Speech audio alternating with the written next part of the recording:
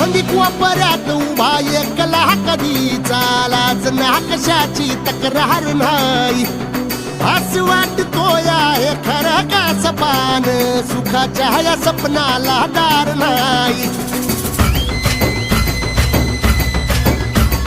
सांगली कोपऱ्यात उभा एकला कधी चालाच ना कशाची तक्रार नाही